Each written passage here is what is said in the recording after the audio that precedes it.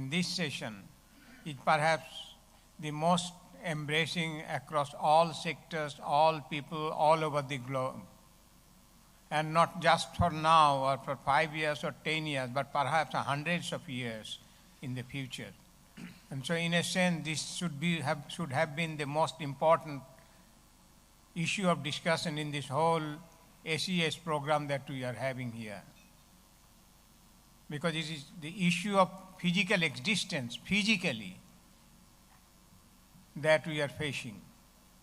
So the session theme is climate change and resilience. How resilient we can be so that we survive, not as only simply part of the globe, part of South Asia, and also together within South Asia. We are all brothers and sisters within South Asia. We should all survive together. So that is the theme that I would like to have. We have quite a few distinguished participants from the countries within the region, and we have quite a few questions that have been given by the guiding questions given by the organizers. But I would like to request the panelists to highlight not all of them. We don't have time to discuss what is climate change and what is climate change shock. We basically should know. Still, I would like to point out one or two things. First, that at the beginning, climate change is nothing but trend rise in temperature, average temperature. Average I am saying because over time, year to year, there will be fluctuation, but on the whole, there will be trend rise in temperature. But the other part of climate, that is precipitation, is totally uncertain. You never know what would happen where and when. So that is, so far, science has not been able to determine what would happen to precipitation as such in any particular part of the globe, including South Asia. But that, in its way, brings in changes in the natural systems. The water, the biodiversity, the ecology, the forest, the land and soil, all of these are affected in various ways. And those impinge on the human system. Most importantly, perhaps, food and nutrition security through agriculture, health, labor productivity, industries and manufacturing, transport sector, and then ultimately employment, poverty, income, well-being, economic well-being of the people. So that is what happens. We know basically this is the picture for climate change and its impact. Question is how we would handle it within South Asia. Not simply as individual countries, that will be there, of course. There are specific issues within countries which will have to handle by them. But also there are issues which will tie them together because of the natural resource system will be integrated within South Asia in various ways. In some cases much more integrated, in some cases not so much. And specific natural systems will be affected. So I would like the panelists not to look at each and every question that there are. My own thinking is that we should try to first understand the themes within COP28 that is going to happen within a month's time. I think even less than a month's time. And there are several themes, and one of the themes is water and food security. Then the other theme is finance. Of course, gets everywhere, as you understand. So I would like you to, as far as possible, restrict yourself to the position that we should have, these countries should have in COP28. Remember that almost till now, the situation of Pakistan, India, and Sri Lanka had been somewhat different from Nepal, Bhutan, Maldives, and Bangladesh. These countries, the latter countries, were more or less part of LDC, but most of them have now transited from there. Now, all of them in the global fora will be part of G77 and China. As part of LDC, they were also, but they are now directly parts of G77 and China. And there, perhaps they should now talk in one voice, what that voice should be. This is what I would like you to emphasize. And then from that are the global fora. But within South Asia, there are issues in which we can cooperate with each other, certainly in technology and research and those. But then direct intervention, investment, how do we do that? For that matter, the finance, let us take the issue of finance.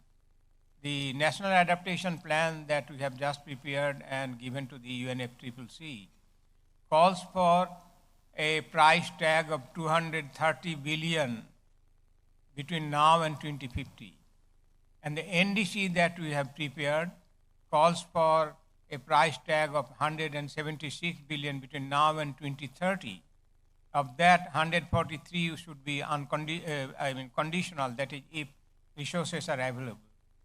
Can we, within this region, cooperate with each other to lower the price tag? That should be one of the questions. Given this, may I now, we have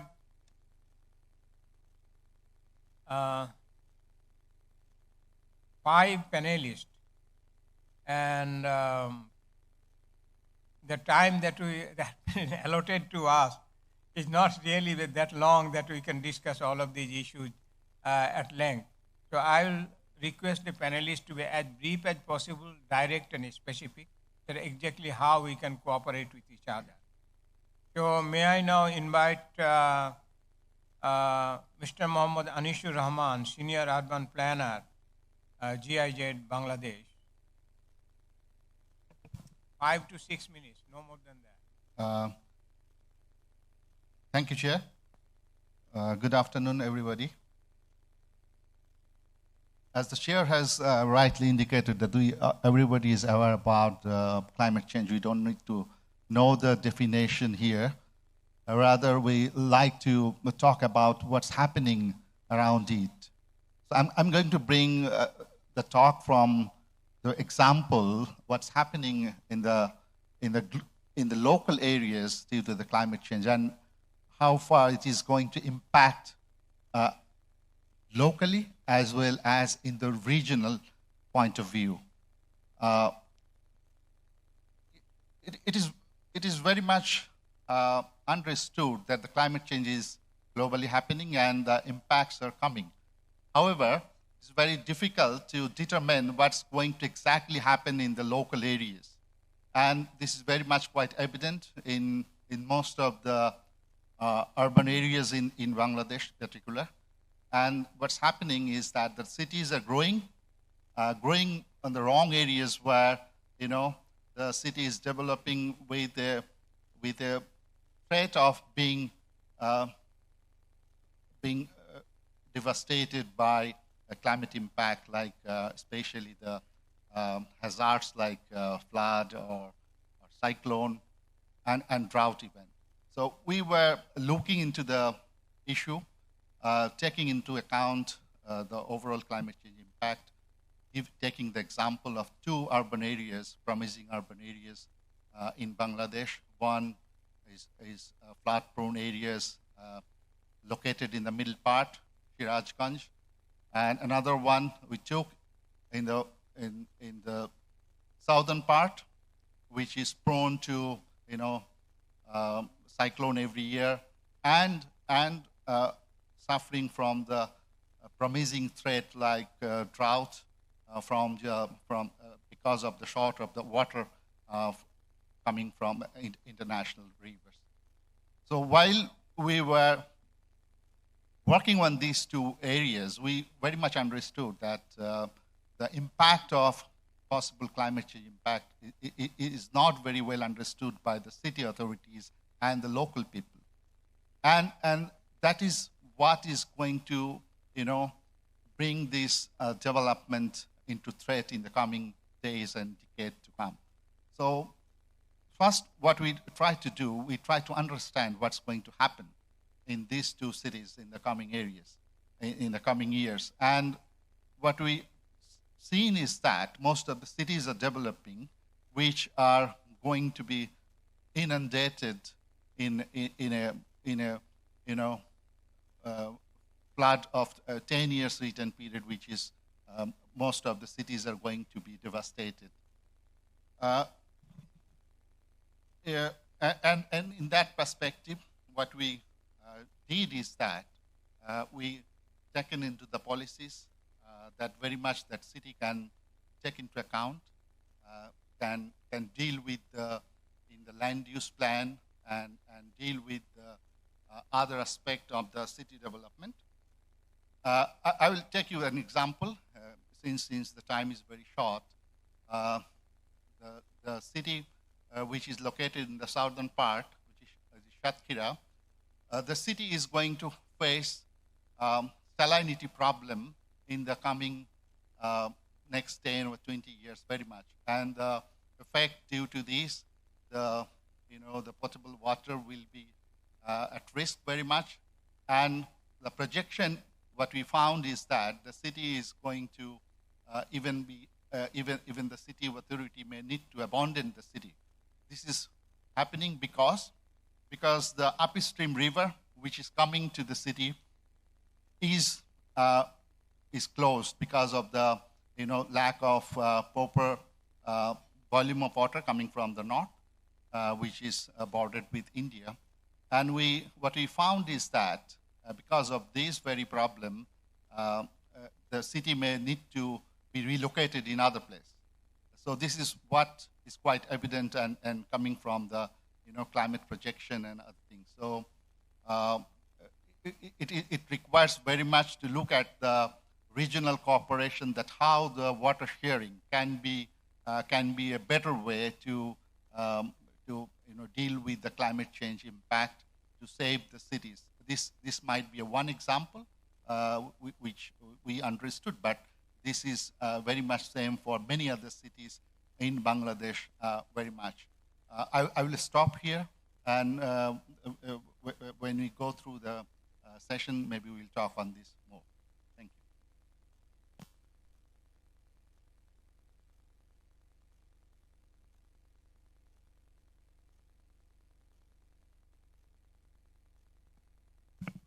you. It is my pleasure now to call upon Dr. Sabyasachi Saha, Associate Professor, Research and Information System for Developing Countries, India. Thank you, sir. A very good morning to all. Very grateful to CPD for this very kind invitation and for the opportunity. It has been a very successful 14th edition of the South Asia Economic Summit. This is also a very important session because since yesterday we have heard that there is perhaps one unifying force left, that is, if we work together, and we must on the climate agenda for the reasons very well outlined by Chair. I again wish not to go into the impact, but definitely I would like to share some facts and the way perhaps the G20 India unfolded and how climate agenda was taken up at the global level, which has a lot of bearing for the region as well. My very first submission, as Chair pointed out, that what should be our position. And as members of the Global South, it is, as you have rightly pointed out, the climate and the development agenda are interlinked. So that is perhaps the starting point for everything. If we talk about finance, if we talk about technology, if we talk about social security, if we talk about disaster preparedness, etc. Now, we are at the midpoint of the Agenda 2030. CPD has already circulated the status report on the achievement of the SDGs for this region. The COVID-19 pandemic perhaps couldn't act as a wake-up call the way we thought it would. The global inequalities are rising. and between country inequalities are rising for the first time in a generation. And the climate agenda and the inequality agenda, perhaps, and a lot of empirical literature is there, how they are interlinked. The aspiration of the Agenda 2030 was to bring the social, economic, and the environmental pillars together. But what we see is that in an environment of slow economic growth globally, there is rising emissions, structural inequalities, and we would be left with many poor people in 2030. We have so far not been able to take an approach of One Health, which we thought would be the spirit in the years to come. We know the dangers of biodiversity loss and others. And there are estimations, as you know, that the business as usual, even with current climate commitments, we are not going to achieve 1.5 degree target by the end of the century. We have also not been able to move from quantity to quality aspirations that we had within Agenda 2030.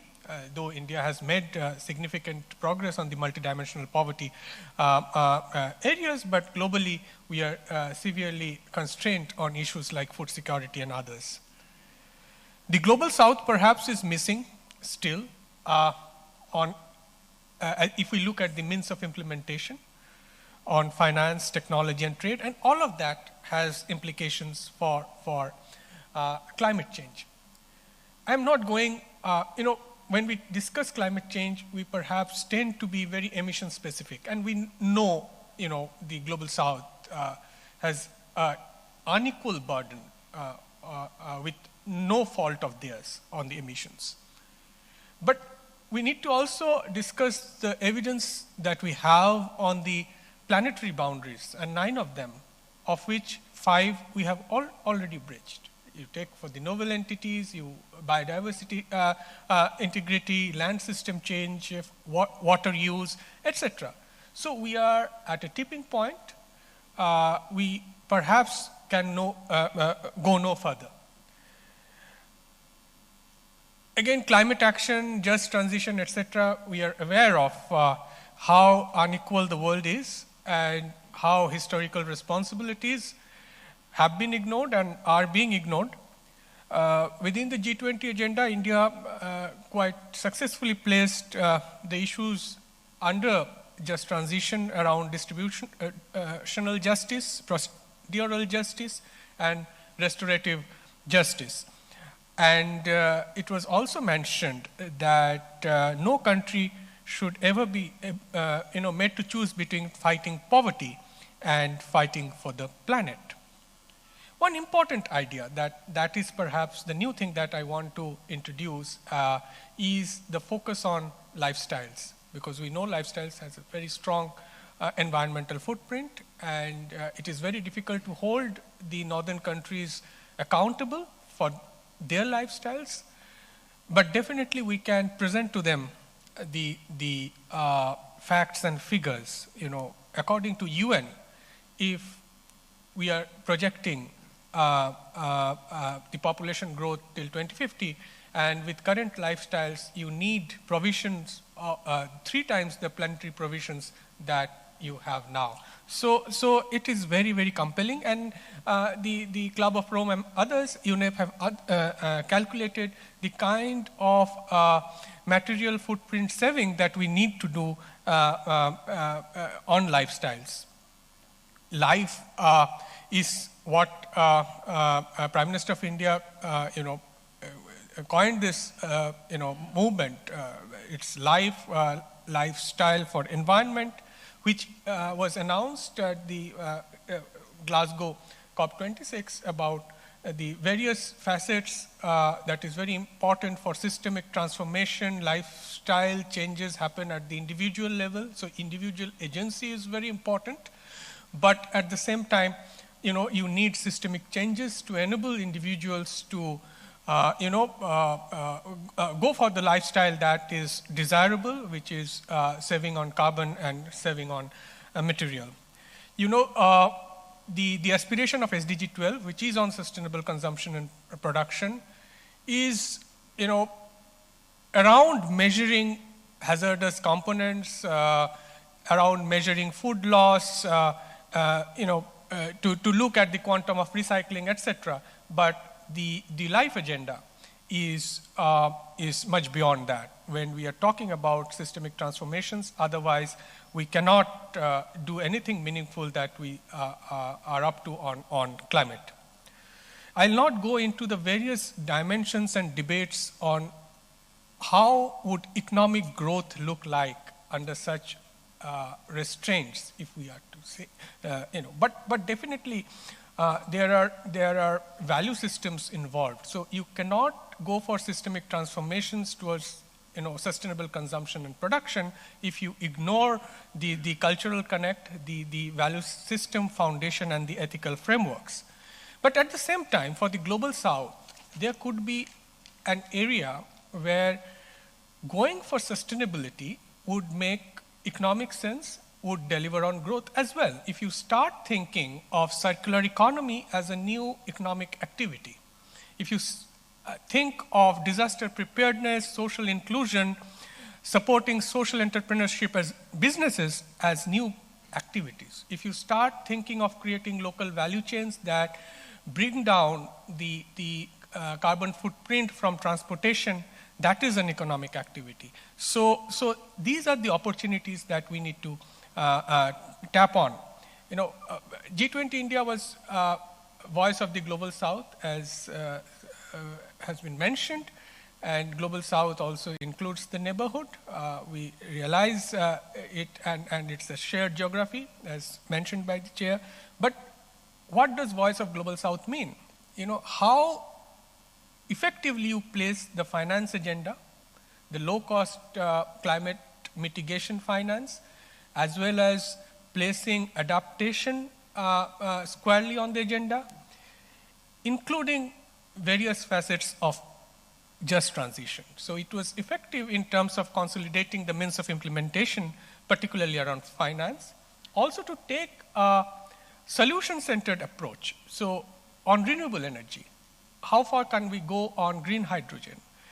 Do we create biofuel alliance? So these are some of the new ideas that India could get through within the G20 with launching of new initiatives. And there is a lot of cooperation of possibility of South-South cooperation right in the neighborhood on some of this, apart from the introduction of this idea of lifestyle for environment, where several new agenda items were discussed. G20 countries agreed on a set of 9 principles, which is a quite comprehensive agenda. But far more important is that these 9 new principles on lifestyle for environment, lifestyle for sustainable development, as part of the G20 declaration itself, have been mandated for the UNFCCC as well as international financial institutions. So this is a political mandate at this point, and it means it carries a lot of significance how we imagine just transitions.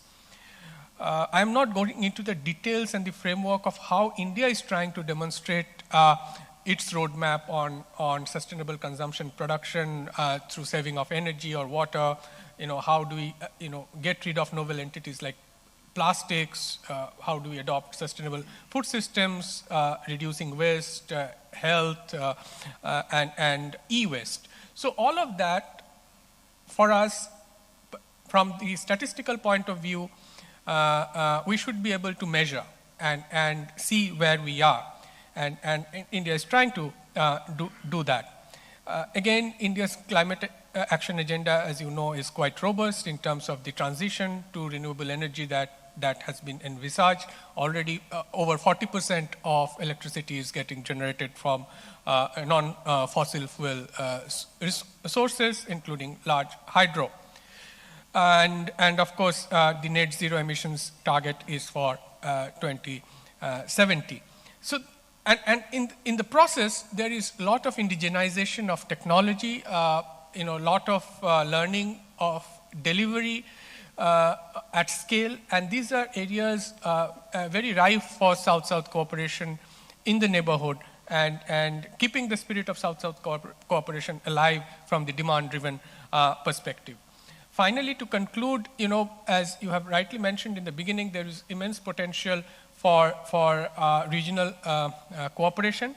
But one thing we tend to ignore sometimes, that the large section of our population relies on traditional lifestyles. So it would be perhaps a bit easier for us to make a transition.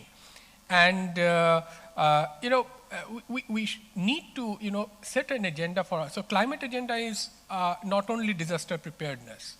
We have to talk about sustainable agriculture, sustainable value chains, renewable energy transition, pollution control, flood control, as has been discussed, biodiversity protection, Himalayan ecosystem protection, sustainable oceans. So all of that makes a lot of sense for South Asia, and I'm hopeful that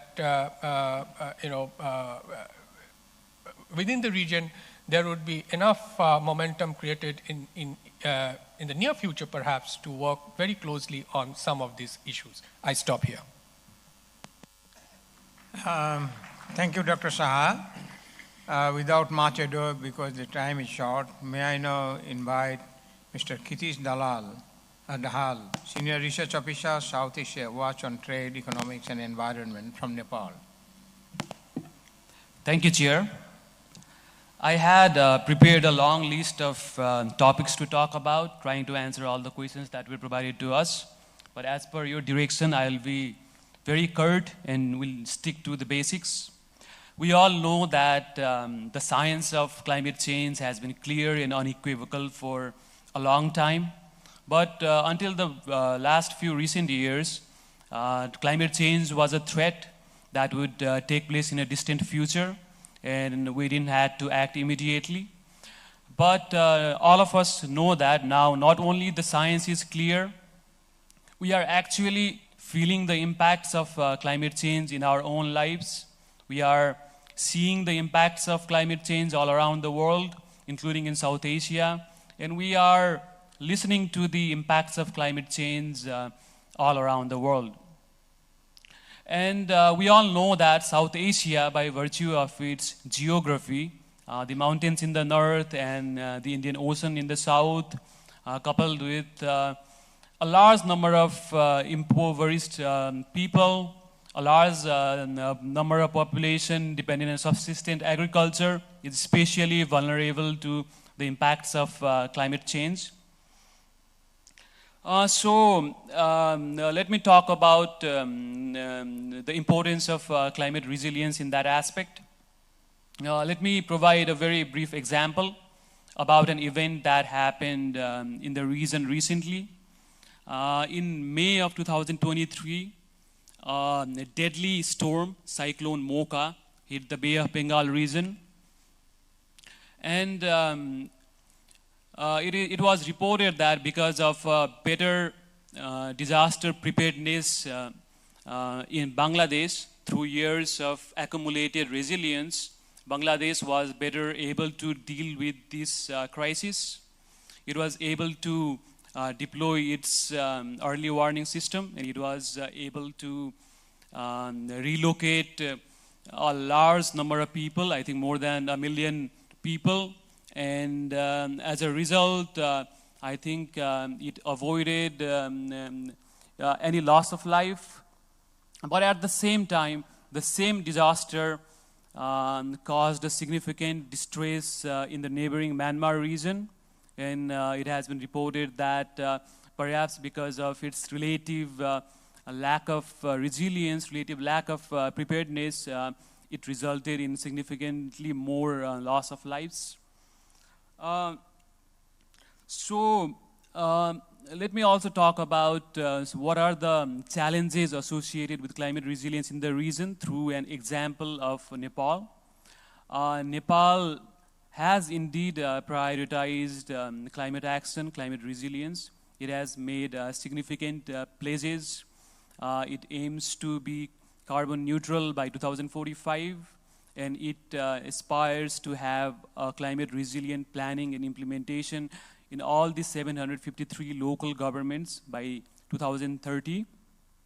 However, there are significant challenges as well, despite these ambitious plans and the institution of policies, plans, projects, and funds for managing climate risk.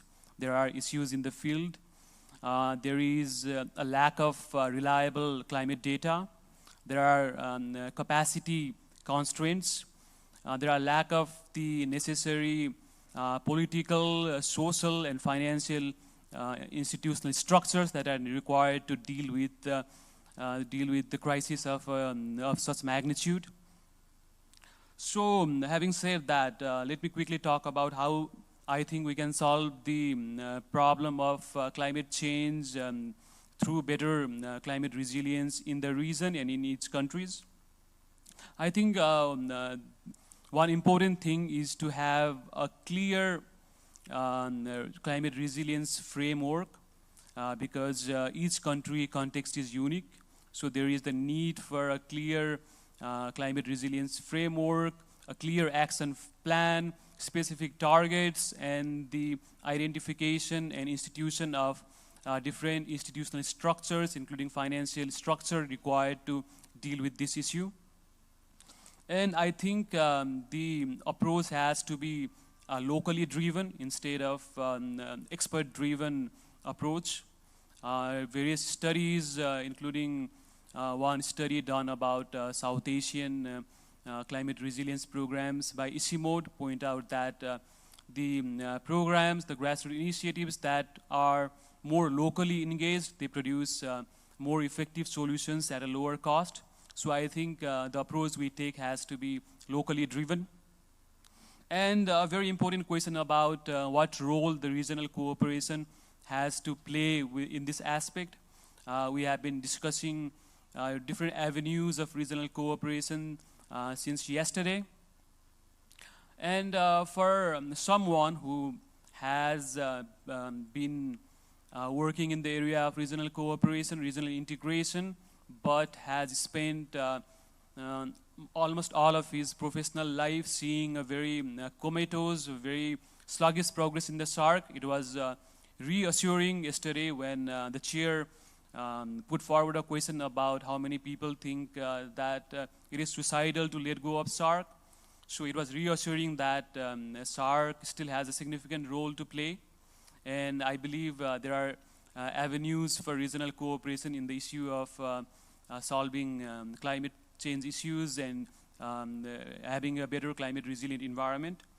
To give you an example, Nepal has a vast resources in terms of hydropower generation, but it is very inadequately harnessed. And we know that countries in the region like India and Bangladesh, they demand more electricity for propelling their growth. And hence, regional initiatives like promoting hydropower development in Nepal, which leads to, and promoting electricity trade in the region, which has started to happen now, but still faces hurdles. These initiatives can promote green energy in the region. And countless other avenues do exist. There is the potential for exchange of best practices, potential for sharing of data, including early warning system, potential for exchange of knowledge, information, potential for having a fund for research and development in the area, potential for regionally coordinated investments. All these avenues exist.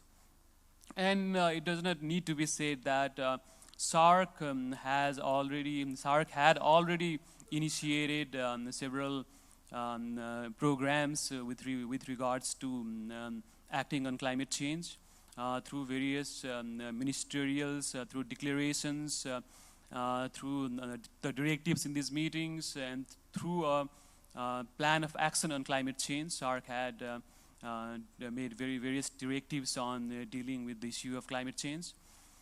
So some of the directives in, for instance, in the SAARC action plan for climate change might need to be updated, but I think they are still very relevant. So I would like to end my intervention now, and we'll get back to the chair. Thank you, Mr. Kizit Dahal. and thank you very much for stating about the specific, very specific areas where there can be and already occurring regional cooperation. May I now invite Dr. Atiq Rahman, the Executive Director of Bangladesh Center for Advanced Studies, and who had also been, I think, chairing the group which prepared on behalf of the government the National Development, the NDC for Bangladesh, which has been submitted to the UNFCCC. May I now invite Dr. Atiq Rahman. Mr. Chairman, thank you very much. As time is short, let's just focus on some of the substantive issues. First of all, South Asia is geographically not a very vast area, but population-wise is a huge population area, center. Most of the countries per capita consumption is low, but the population is very high. So overall, there is a contribution.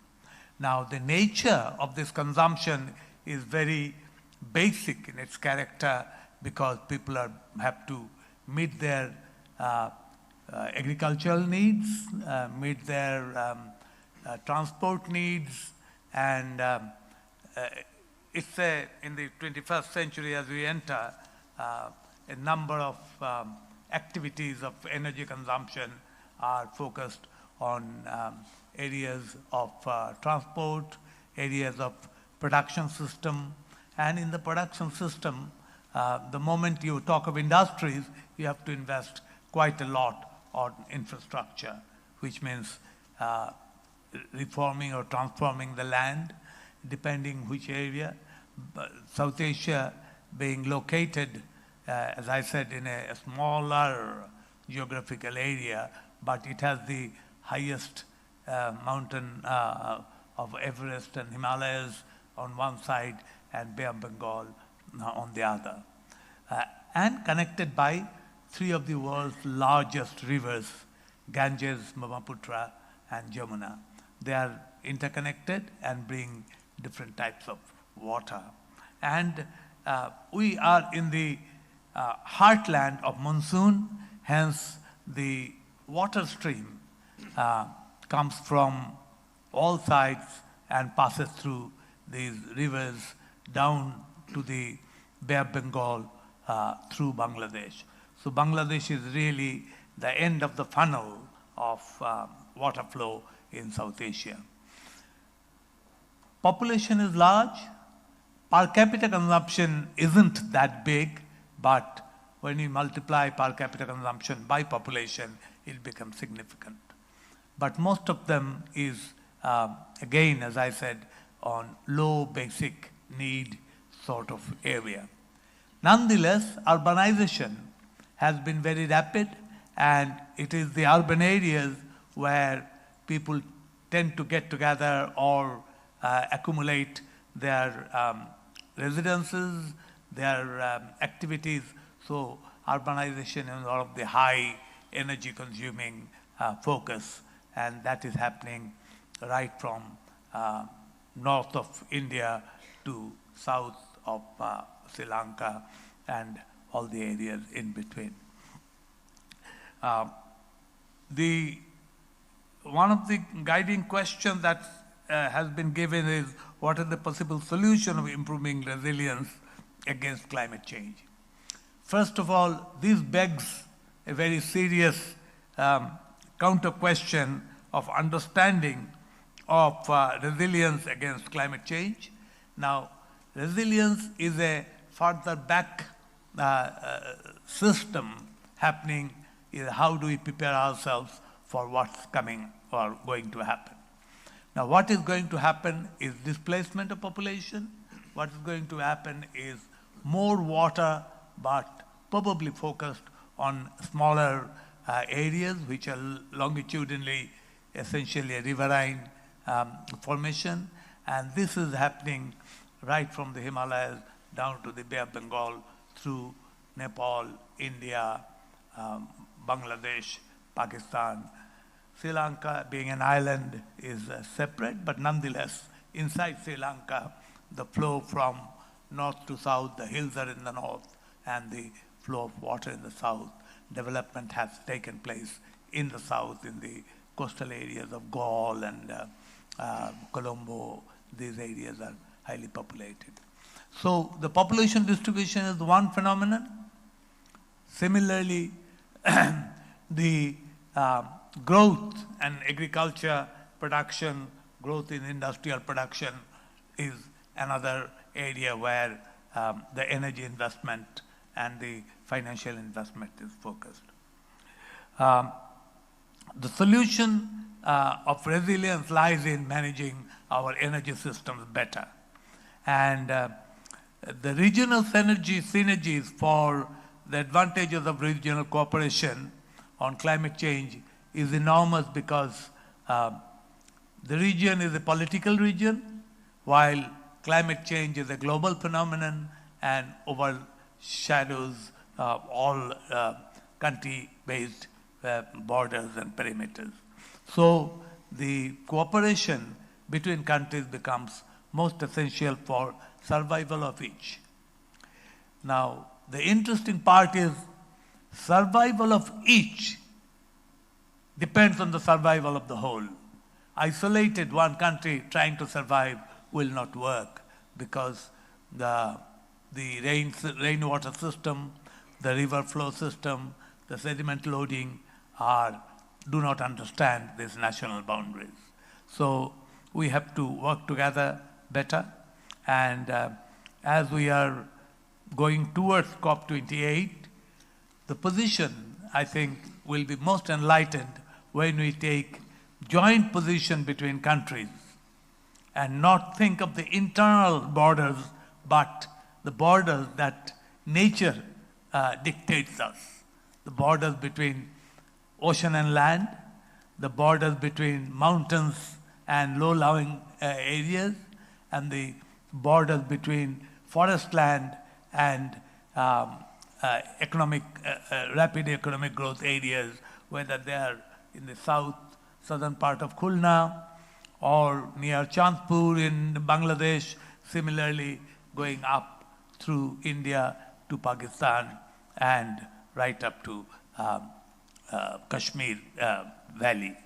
So these, whatever geography, whatever tensions we have between countries, the ecosystems do not recognize that. Ecosystem recognizes its own layout, and the layout has happened in geological terms, while when we try to take decisions, we take in political terms where decisions are 5-year annual sort of planning or regional 10-year type planning, while these larger ecosystems are based on multi-decadal approaches and needs to work together.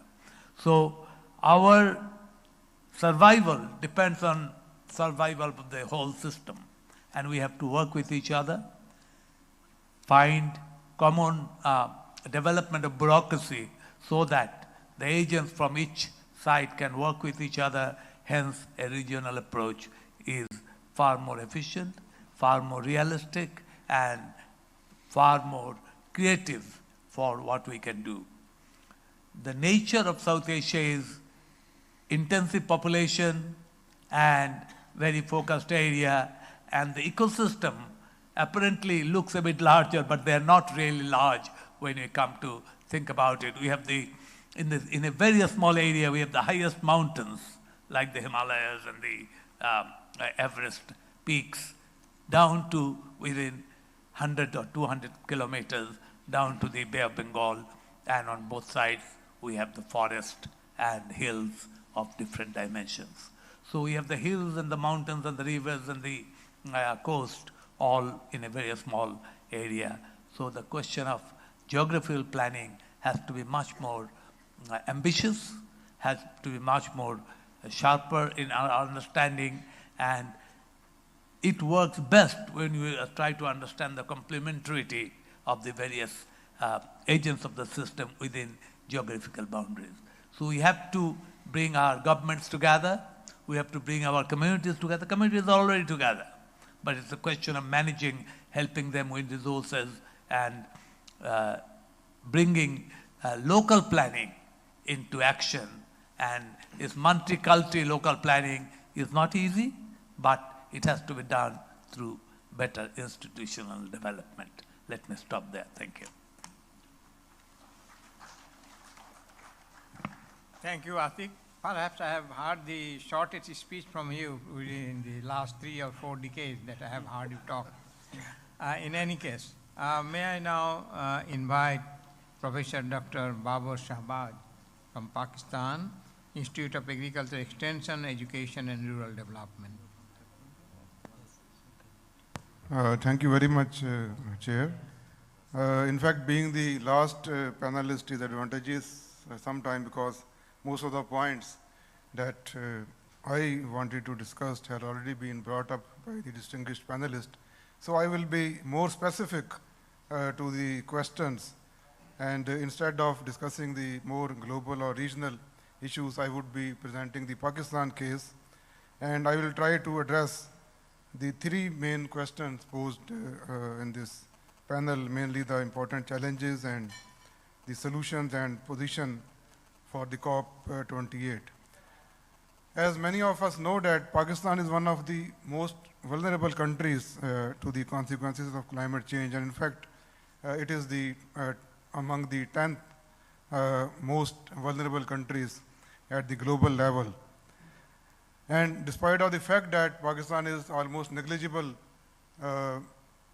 emitter of the greenhouse gases, less than 1%, but it is one of the most vulnerable. And we have witnessed a series of climate-related disasters during the past few decades. Particularly, we had a mega flood, one of the most destructive flood in the history in 2010. And then afterwards, every year, we are having a flood, and in 2022, we had another destructive floods. And another challenge is basically related to the food and agriculture system of Pakistan, particularly food productivity and food security, the water availability. The Indus River system is mainly dependent on the melting of glacier of snow, and in fact 80% of the water flow of Indus is dependent on the glaciers melting and snow, unlike other system in river system of the region, whose water flow is dependent on mostly the monsoon rains and other. So after 2050, there would be drastic reduction in the water flow of the Indus River, because up till 2050, there would be more water, more floods because of the glacier melting, but once the glacier have reached their threshold level, then there would be water scarcity. And there would be, it is projected that temperature would increase by 0.65 degrees Celsius, has already been increased, and in the next 50 years it will increase from 1.5 to 3 degrees Celsius. And this increase would be more high in the north, where the glacier and mountains are there. So it would be more drastic consequences. So the possible solutions are, Pakistan have recently released, just 2 months ago, the National Adaptation Plan, which was long overdue, but better late than never. So National Adaptation Plan called for moving from the adaptation to resilience and involving a shift in focus from reactive response to climate change impacts towards the proactive measures to enhance the capacity to withstand and thrive in the face of climate change. So this is a very comprehensive policy document, though it has many I have noted some observation of it, but due to short of time, if there are some during question and answer session, I may elaborate on it. So we have to decide our adaptation priorities. The adaptation priorities that National Adaptation Plan have listed are basically related to the agriculture and water nexus, the natural capital, particularly land and water. The urban resilience is very important due to the rapid urbanization in South Asian countries. So we are always talk about the farmers and rural areas and mountains, but urban areas are even equal vulnerable as that of the rural areas. So human capital, disaster risk management. So these are some of the potential priorities of the adaptation priorities. And now coming to the Pakistan position in COP28. So first of all, the Pakistan will and should negotiate on the loss and damage fund, because Pakistan is, as I said, that it is one of the most vulnerable country and one of the least emitter of greenhouse gases and environment pollutant. So the loss and damage fund is one aspect that should be negotiated. And second, Pakistan should demand on a more inclusive COP, inclusive decision making, where the voice of every nation is heard, particularly the voice of those countries who are more vulnerable. So rather than only powerful countries, they are more included in the decision making, and the vulnerable countries are not included. So Pakistan should take the position on the inclusive COP. And thirdly, the transfer of technology from the advanced countries, particularly the green technology, green energy solutions, sustainable agriculture technologies, the biodiversity conservation, water conservation technology. So it is very important that research is being done in other countries of the region and in the other countries of the world. It has to be transferred to the vulnerable countries and to the developing countries. And in fact, as one of the question, which is the response in it itself, is that climate change is now sort of a new driver of regional cooperation amid its friction behind different countries. So it is a new opportunity for the regional cooperation, and we should, because we have the shared interest, we have the shared challenges related to the climate change, and existing platform like SAES platform can be used effectively if we start thinking on that, how climate change can be a new platform of cooperation. So I will stop here. Thank you very much. Thank you, Mr. Dr. Babu Shahbaz, for clearly stating where Pakistan's interests lie within its borders and also outside the border, particularly in the COP28, where it would raise specific issues which are very important, no doubt. According to the, how much time do we have? It's 1 o'clock now. We'll have about 15 minutes of open floor discussion, and please be very specific, 1 to 2 minutes, no more than, no speech, get straight to the point. The floor is now open. Do I see hands?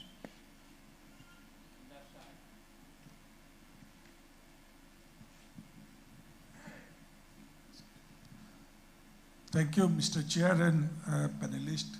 Thank you very much for giving me a floor for a minute. My name is Harun Rashid. I represent one of the civil society organization named Lighthouse. It is here in Bangladesh. We work for the people those are lagging behind, like we working for them particularly. My question is the interventions regarding the climate change intervention. We see there a lot more intervention we found in the rural areas, but nowadays we see the effects come in the urban as well. In Dhaka city, we see the flood. In every year, we see the Chittagong, they have also in the city a big flood. And we also have a lot more experience like extreme heat here in Dhaka. So we didn't see here in Bangladesh that's like a good intervention, particularly for urban areas. But I'm interested to see or know from other countries in our region, that's what are the good or innovative intervention they have taken. That would be good for us. At the same time, one more thing regarding the negotiations, the funding negotiation in COP. I think there is an opportunity, and I think Dr. Atik knows about it. There should be be together, like regional forum could be like raise our voice to during negotiation of funding. What still Bangladesh didn't receive any resources, although have a lot more commitment for that. Thank you very much. Thank you. Any other hand do I see? At the end, the lady.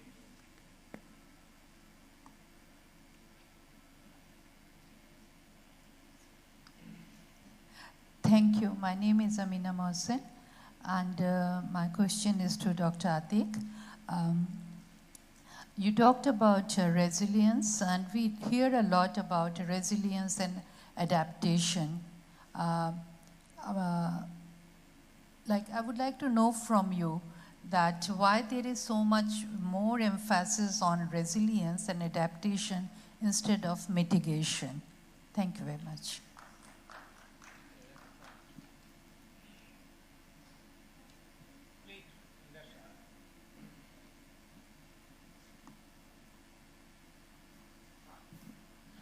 Thank you. My question is to Mr. Dahal.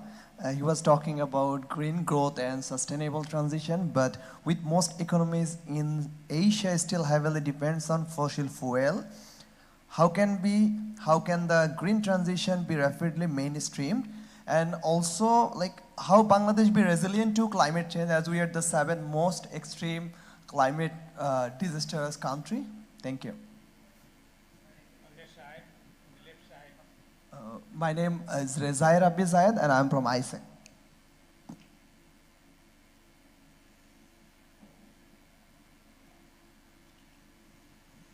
Good afternoon, sir. My name is AKM Nuruzaman. I'm General Manager, PKSF. First of all, I would like to start my speech, my comments with a deep respect. Dr. Selim Al-Haq, he just passed away. My comments or question will be very brief. The first thing, so many challenges nowadays we like to label as a climate change issues. For example, Moribund Delta in Bangladesh, we know the salt water issues are not only the climate change, there are other issues. So I would like to hear something from you guys. And then the climate politics.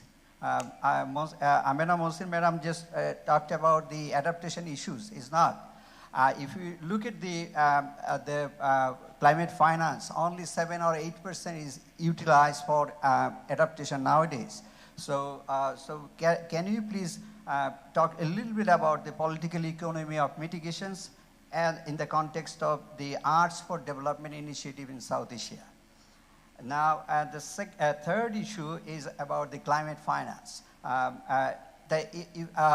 are the direct access entity for last 6 years, and we all know that a Green Climate Fund, it takes time, there are lots of issues. Can we stand together to simplify these issues? So that's the GCF issues regarding climate finance.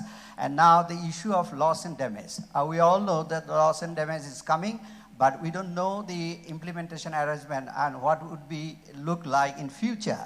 If it is like a GCF, then it will be problematic. So, and also we all know loss and damage will be after the mitigation and adaptation efforts. So there are lots of complications there.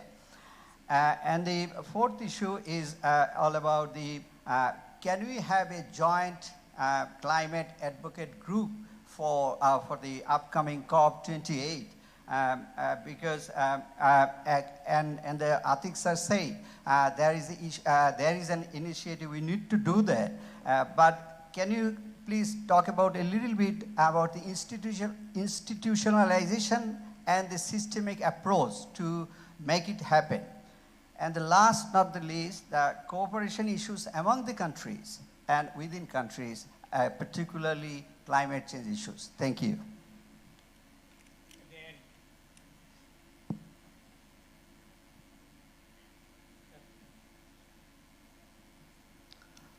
This is Mustafa Kamal Mazumdar. I'm an environmentalist and a journalist from Bangladesh. The presentations from the panelists give a very optimistic notion of regional cooperation.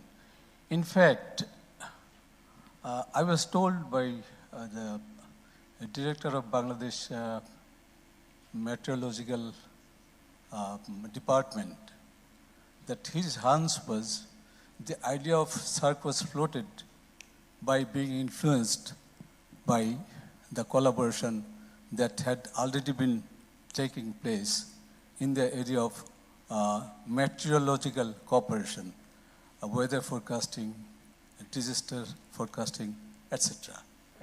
And the presentation made by Dr. Atiq Rahman and all others are great.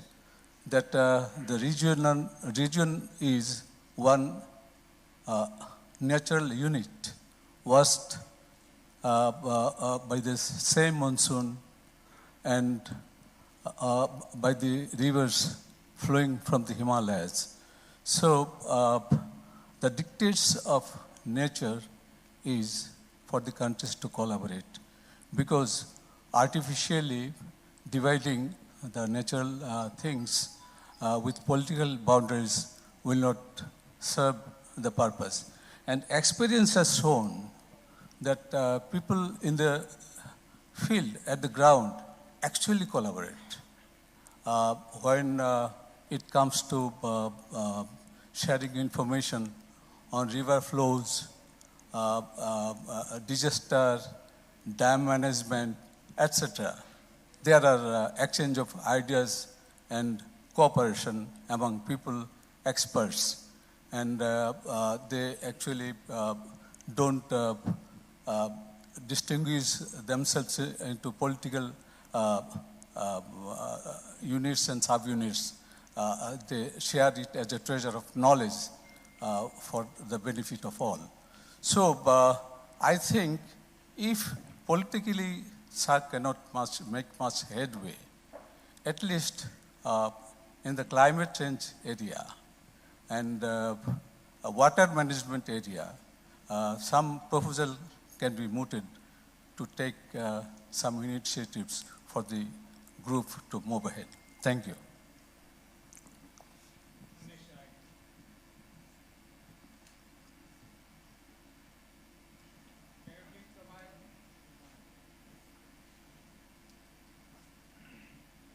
Thank you, Mr. Chair. I have a small question. It relates to water and the Sundarbans. One of the guiding questions to the panelists were about frictions between countries and how these frictions could be removed so that we have better climate change response. My question is basically to Dr. Sabyasachi Saha and any other panelists. Is there any constituency or much of a constituency in India who thinks that injustice is being done to Bangladesh in terms of river sharing and in terms of damaging the Sundarbans? Thank you.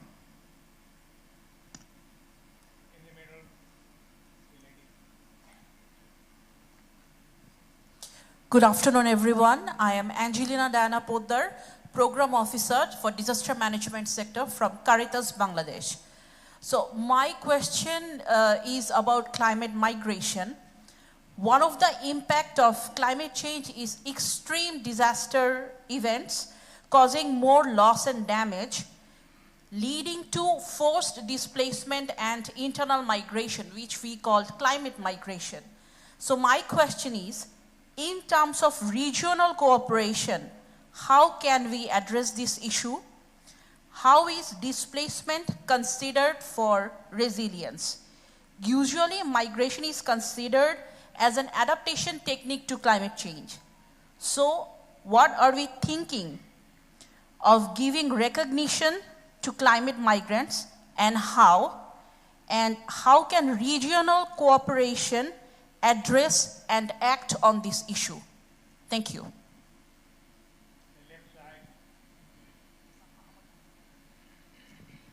Thank you. Because of climate change, the intensity and frequency of disaster is increasing, and the impact is devastating. If we say that the geopolitical situation also influencing that, recently we faced several flash flood and early flood we are facing, and maximum is because the upstream water from India. So there is no any water management action plan or initiative to manage that situation. So as it's a South Asian Regional Cooperation Forum, and this is a very unique platform to propose some solution based on that.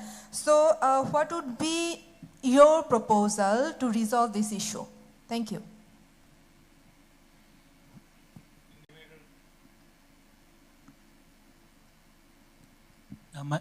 My name is Pankaj Shrestha. I'm the Executive Director at Nepal Development Research Institute.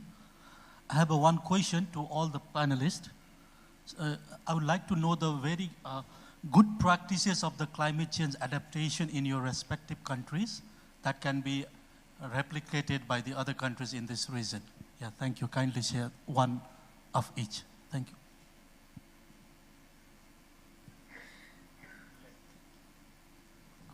Thank you, sir, giving me the floor. I have a question to Dr. Sabyasachi Saha.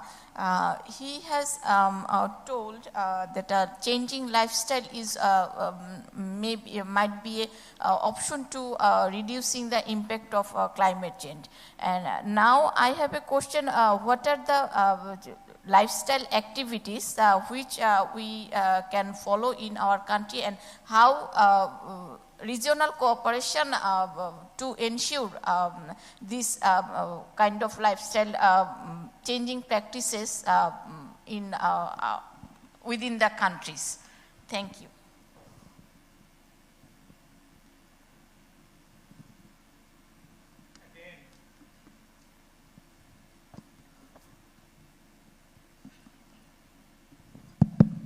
Hello everyone, my name is Rakib. I am from ADD International, Action on Disability and Development. We work for the persons with disabilities in Asia and Africa. So Bangladesh, we know that Bangladesh is a climate vulnerable, most affected country, and we have lots of programs to address the alternative livelihood of the people. And also we are working for persons with disabilities for their alternative livelihood. So we know we have some common vulnerabilities across the countries we are working, I mean in India, Nepal, Pakistan and other countries. So how can we exchange our learnings to each other countries to address the livelihood activities? Because we know the poverty and the disabilities cause and consequences each other, and they reinforce each other. So how we can address and share our learnings of our alternative livelihoods for climate change and resilience? Thank you.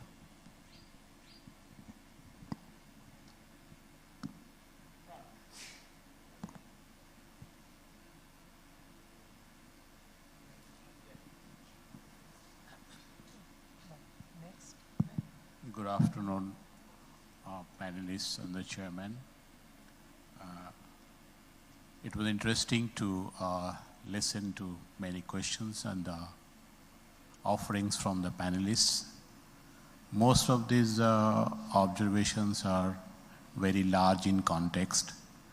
Something comes to my mind which are very small but offer simple solutions in our everyday life, in a small or larger community area. Each small or bigger project development in our developing countries. What I have been observing during last 30 years as a simple citizen, I am a water treatment and wastewater treatment professional, an engineer working for last 35 years. I have been working in the India and neighboring countries. What I have seen that very good construction management practices are practiced creating lesser polluting environment in countries which are not neighboring to us. For example, when a construction site is set up, the trees are demolished. But at the same time, as for the new layout, new trees are planted. But most of in our Southeast Asian countries, it is not practiced. more trees are demolished than necessary. If I take the question of Bangladesh, Dhaka, where we are sitting today, how many trees have been dismantled between the airport to Banani? Not all of them were required to be dismantled. Not a single new tree has been planted, I think, to compensate. One lady asked a question, how regional cooperation can disseminate this climate. In a regional context where we do not have a larger role to play outside our regions. For example, India-Bangladesh has set up great examples of cooperation by reducing transport structure destination from, say, Indian eastern states to North Indian states. The distance used to be traveled by 3,000 kilometers. Time required was, say, 30 days. Through cooperation with Bangladesh, those can be done in 1 day or 2 days' time. Millions of cubic feet of gas will be saved. Each country can benefit through this cooperation, which has been fantastically established. Few more things come to my mind urgently in the context of Bangladesh-Indian cooperations. More rail network to the cities as well as to the regional hubs can beautifully reduce pollution levels, carbon footprints levels, so as to say. There is tremendous opportunity to plant more trees. In Bangladesh and India, it has been a revolution to plant more trees. And there is limitless possibilities in individual, in community, and national and international and regional levels. Then we have also noted down there can be tremendous cooperation between the flow of power sector and between the flow of water. Through cooperation, a tremendous amount of economic integration has taken place, typically between India, Bangladesh, and Nepal. Much more, a geographical proportionate of this can be achieved in far lesser time if this continues. Thank you so very much.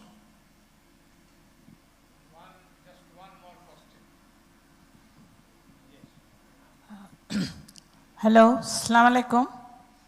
My name is Munira Khan. I'm not very knowledgeable about climate change and other things, but I have a very silly question to ask. That in nowadays, day before yesterday and yesterday, I have seen in the newspaper the Delhi climate atmosphere has become so bad that even our cricketer there couldn't go out for practice cricket. And in Bangladesh also, sometimes we see that air is very, very much polluted. If Delhi, Dhaka, our government cannot take any action against it, then why it happens and how it happens, then what should we do? We cannot indefinitely cannot go outside and block myself at home. We have to go out and work, no? So, what is the reason and why government cannot control the pollution? Thank you very much. I think I will have to, unfortunately, I cannot allow any more questions from the floor because the panelists will have to respond to some of the issues that, please, panelists will have to respond to some of the questions that have been raised, and there had been quite a few to particular persons. May I begin with Dr. Atiq, to whom quite a few questions had been directed.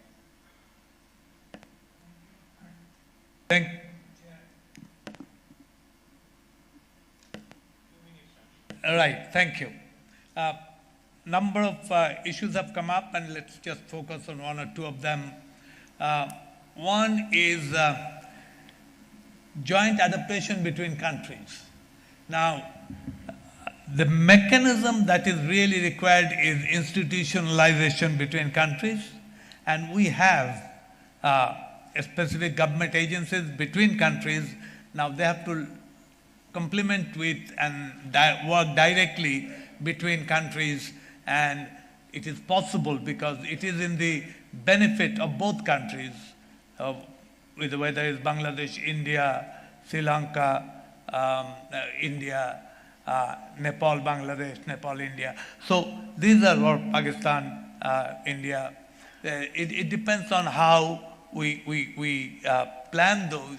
It is within the possibility of planning, but both the governments have to be informed and involved, and a common action plan has to be taken. And once a common action plan, it will become obviously a regional plan, and multiple countries can also be involved. So that is one approach towards the issue of common activities. Water issues of Sundarbans, yes, it is saline water. It changes rapidly during the monsoon period, becomes diluted, and the salinity decreases. We get different fishes, different ecosystemic species, including plants, which survives well within a range of salinity. So again, it's a question of management between the agencies across the countries or between the countries, and can be done quite easily because it helps both the countries. Similarly, on the regime of driver on regional cooperation, I think we have mechanisms that exist for regional cooperation.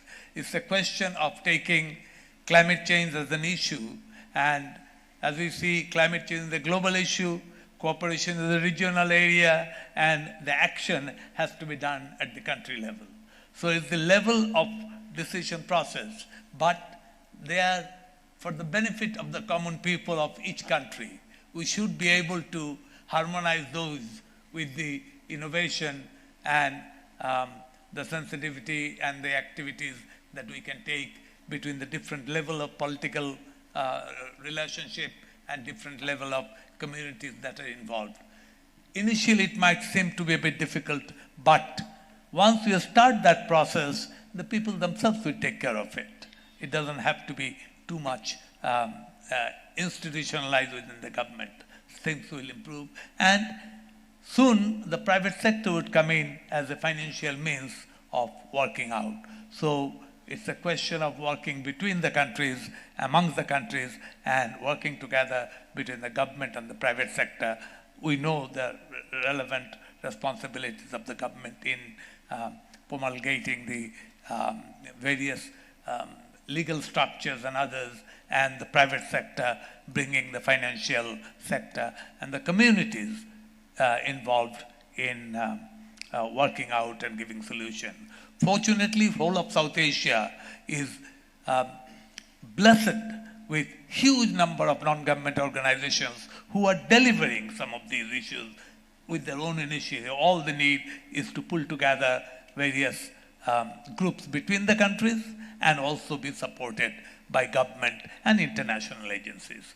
I think we are just at the point at which we can coalesce, we can work together better, and we can start seeing the benefits. Once we see that benefits, people will be much more spontaneous in working on the common solution to the climate problem. Thank you. Thank you, Atik. May I now begin with Dr. Saha? Very interesting questions, but definitely I'd like to echo what Dr. Atik Rahman has just said, because there is a lot of knowledge in the region on climate action, adaptation, etc., and several agencies are already working, and we need to find ways for deeper regional cooperation. The example that was given is that the cooperation within the meteorological agencies is very robust, and which is a saving grace as we have faced several disasters in the region. There have been questions about good practices. There are many. I mean, climate action, adaptation, etc. One is how we see adaptation, how far it is bottoms up, and how agencies need to facilitate that, how behavior change is to be kind of leveraged for all of that. We know how sustainable agriculture is important, sustainable water use is important. In India, there is a program that has been launched a couple of years back, not long ago, 2-3 years maybe, where we are promoting solar irrigation pumps in the field. So that is at the intersection of renewable energy, water management, agriculture, the nexus, so to say. So these are the intersecting areas where we need to think of innovative solutions and learn from each other as to what can be done. Apart from the various other baskets of climate action, when we say renewable energy transition, sustainable urbanization, waste management, so very large-scale programs are underway in India. As I had mentioned in my initial remarks, a lot of technology indigenization, innovation on platforms, digital technologies, and low-cost solutions, even biogas plants. All of that is being done. So scaling up, sharing knowledge and finding avenues of cooperation is very, very important.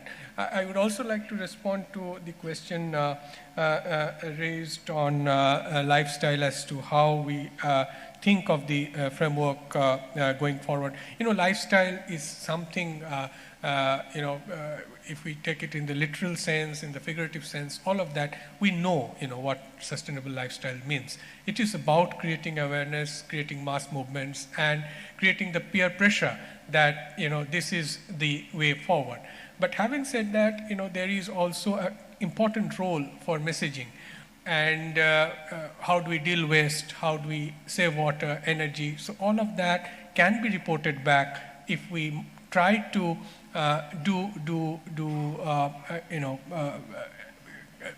ways to capture it with data. So that would inspire people and policy making as to which direction we go.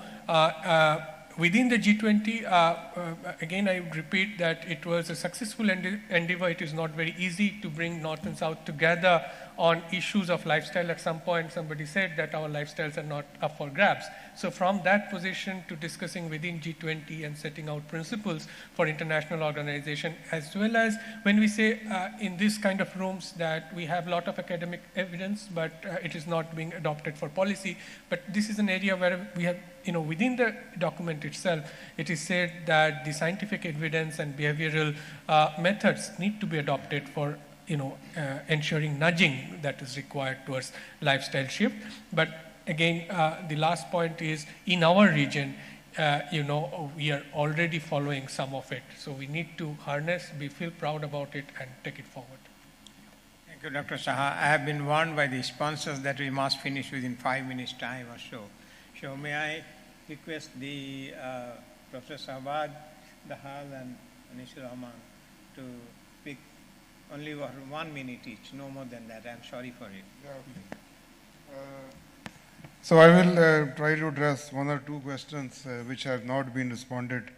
So one question was about the issues which are now attributed to the climate change. In fact, they were happening even before the climate change science emerged. Like floods were happening since centuries, even before when all this climate change science was not in place.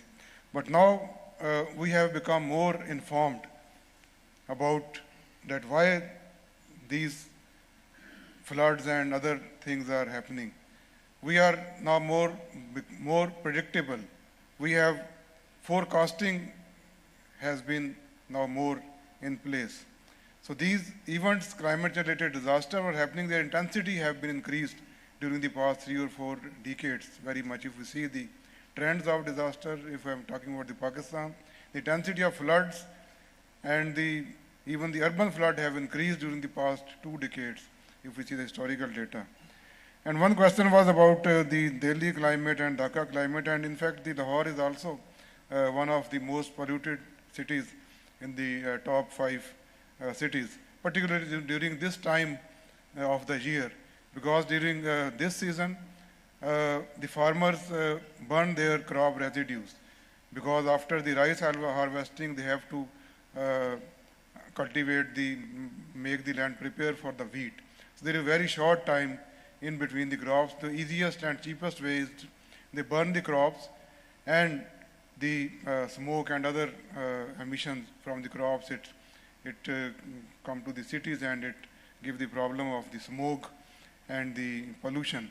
The government are taking measures, like in Pakistan it is illegal, it has the fines and it has even the imprisonment. In India, the similar, but it is a cross-border issue, and even then, because farmer did not care for the fine, they said that we have to prepare for the next crop.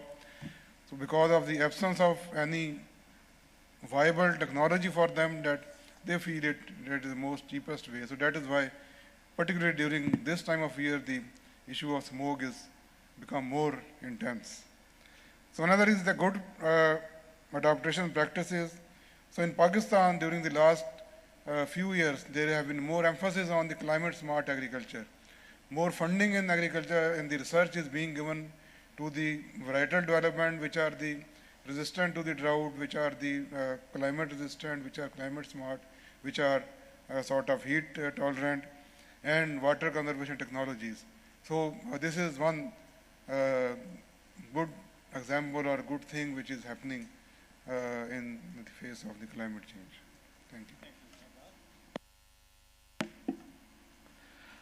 Given the 1 minute time limit, I will only answer only one question which was specifically addressed to me. The question was regarding how can we go into the green economy. I think whenever we try to change what is perceived as a bad behavior, I think there are two standard ways. One is to punish the bad behavior, and this is usually done through taxation and regulation. So there could be mechanisms like carbon taxation. However, as we all know, it faces political hurdles, and it's technically complicated to implement these measures. Similarly, we could also have more stringent standards. We could have more stringent regulations to direct the flow of investment into green sector. However, even that, if done too fast, it could hinge on the competitiveness of the economy. So the other way is to encourage good behavior. In this respect, that is done through acknowledging that flowing investment into green sector is a relatively risky endeavor. It could have a relatively low rate of return, and usually it's of a longer time horizon. So there is a need for de-risking the private investment required in the sector. And so the de-risking of these kind of investment could be done through a better implementation of, say, public-private partnership projects, which encourages green investment, and various innovative solutions like blended financing, which also aspires to de-risk this kind of investments, could be utilized. And I think it also requires a greater role of the multilateral development institution in de-risking this kind of investment. Thank you, and my apologies to all the other participants who had excellent questions, but in lieu of time, we don't have time to answer that. Thank you.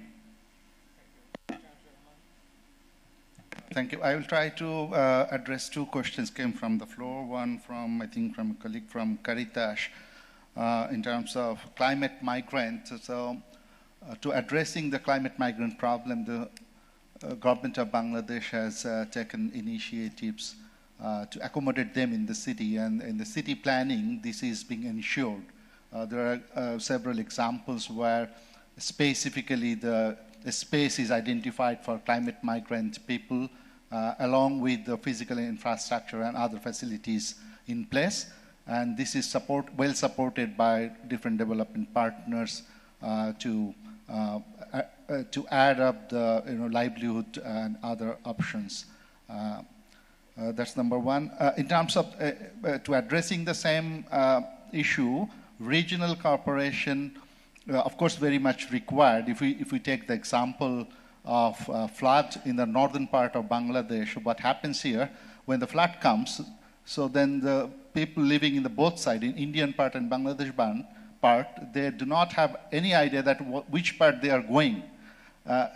In fact, there are many cases where Indian families are coming into Bangladesh side. Same is happening with Bangladesh families going into Indian side.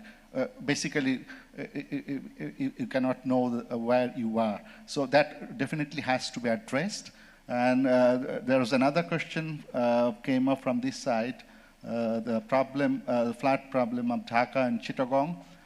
This is happening, and unfortunately, this may continue to happen another decade because we have developed the city in the wrong place, and still we have not realized. However,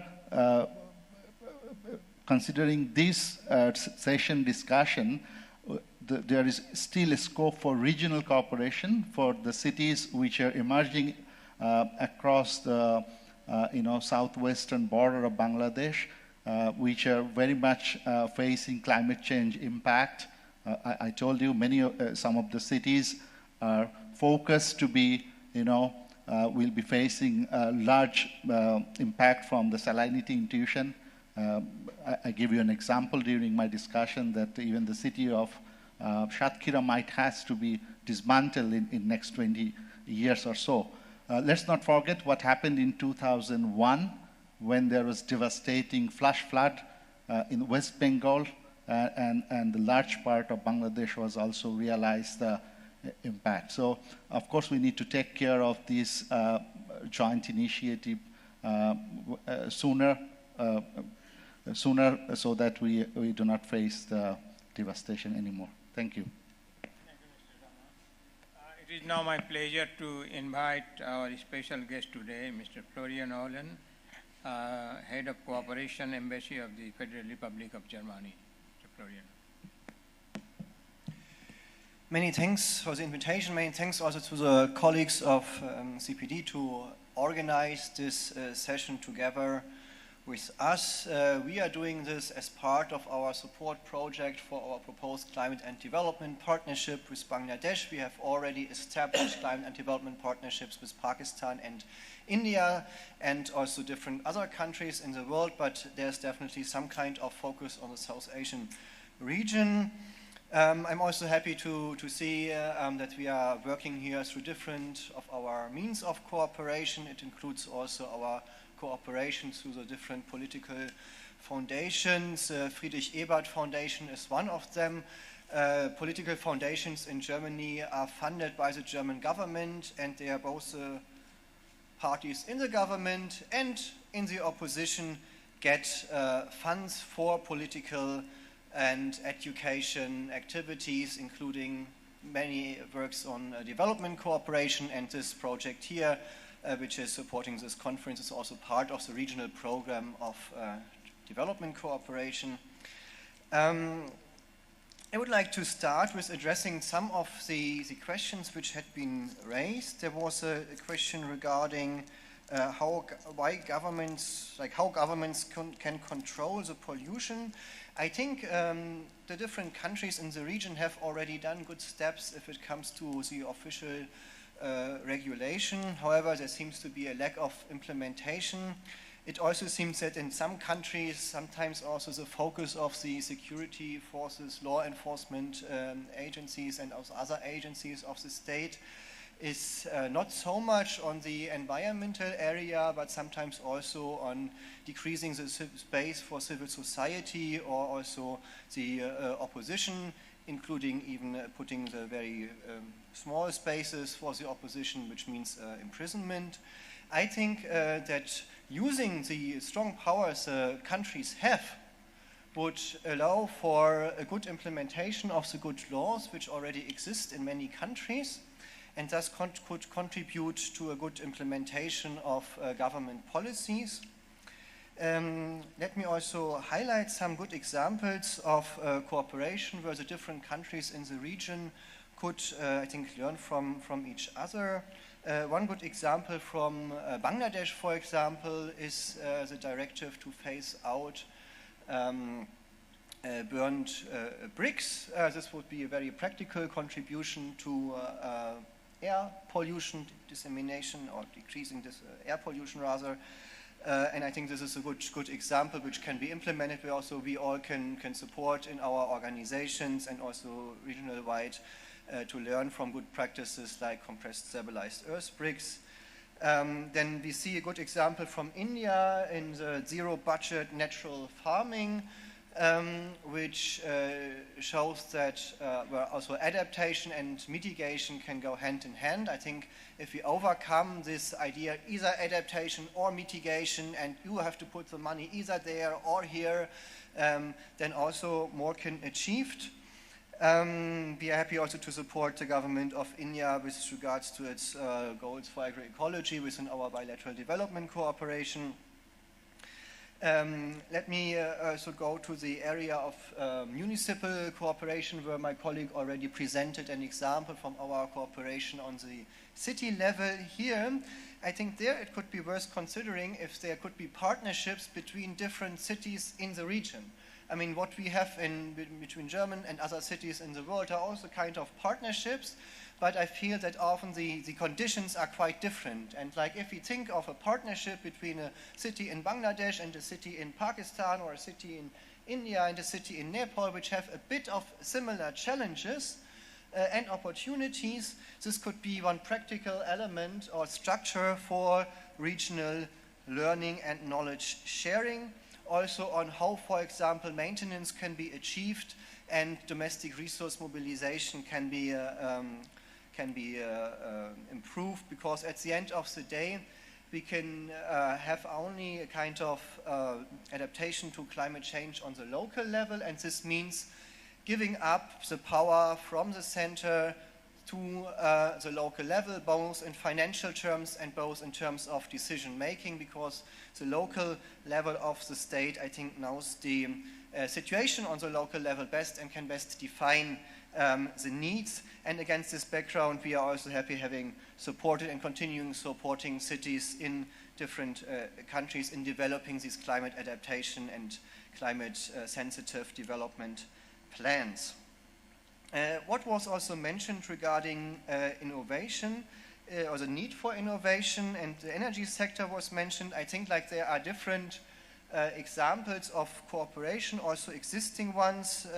One question was regarding the challenges brought to the Sundarbans. I mean, one challenge definitely is a large coal power plant with the name of Friendship between the both countries, which is having a bit of a challenging, if not to say negative effect on the Sundarbans, which both countries share and are of incredible value, I think, for the whole world even, and should be a pride for these countries. We hope to support currently both countries with a new project, a regional project on supporting biodiversity. However, to overcome these challenges in the energy sector, which seem to be sometimes a bit conflicting, I would think that there's a huge potential for cooperation in terms of innovation. Bangladesh, for example, has an onshore and offshore wind potential of 96 gigawatts, while it has a grid currently of 25 gigawatts. India has one of the major producers of wind power turbines, Saslan, and you also have many other companies in the area of production of renewable energy technology. So I think like this could be an area producing RE technology in the countries, in the region, to make it cheaper, to have more value added here, to contribute to the diversification of the economy, where regional cooperation could be a role, in which we also discussing and suggesting even like to focus on this topic when exchanging with the CPD colleagues. At the end of the day, of course, it's all about just energy transition and a wider area of political regulatory instruments. And currently, for example, in this country, there are negotiations on the minimum wage and demands to increase it to a level which would be a living wage. Currently, it's about 1/3 of a living wage level. And I think if there could be also some kind of regional cooperation, setting a regional minimum wage. So this would make it easier for all countries also to keep the foreign direct investments coming and the sourcing going from the region. Also, social protection activities are a good example. For example, a regional, the case of the Mahatma Gandhi National Rural Employment Guarantee Act, like guaranteeing 100 days of labor for everyone. And these workforce can then be used for climate adaptation measures. I think this is a great example from India we can learn from. The question of financing has been tackled, particularly the question like who is paying for it and thus of global just transition. I think, of course, there is a need, and we are very happy that we have jointly now decided to establish a loss and damage fund. However, I think it's also important to use the existing structures, and one of them is a global shield. Germany has contributed 170 million euros to it. Other countries more. Bangladesh has been proposed to be a pathfinding country like Pakistan, and it's good to know that Pakistan has already accepted this invitation a couple of months ago, and we hope that after a bit of a year now that Bangladesh has received this proposal, it will also use these existing funds, and so more money can be used in the region for climate adaptation and mitigation. Many thanks. Thank you, Florian. The schedule says that it's my time for to say a few words. I would more or less give up the right, but except only half a minute of point. The issues that we are trying to discuss and discussing and will be discussing for years to come is extremely complex, because it between two types of system, the natural system and the human system, how those interact. And this has to be based on hard science, policies, practices, and politics at the end. So sometimes we find that the last one comes up front. It should be the other way around, must begin with science. And that means that if we really want regional cooperation within South Asia, there must be free and transparent flow of scientific information and data. This does not exist yet. There are limited cooperation. We do get the flood warning systems from across the border, but not much beyond that. So this is what I think we will have to begin with. Science, science, and science. And then the other things will come. Thank you very much.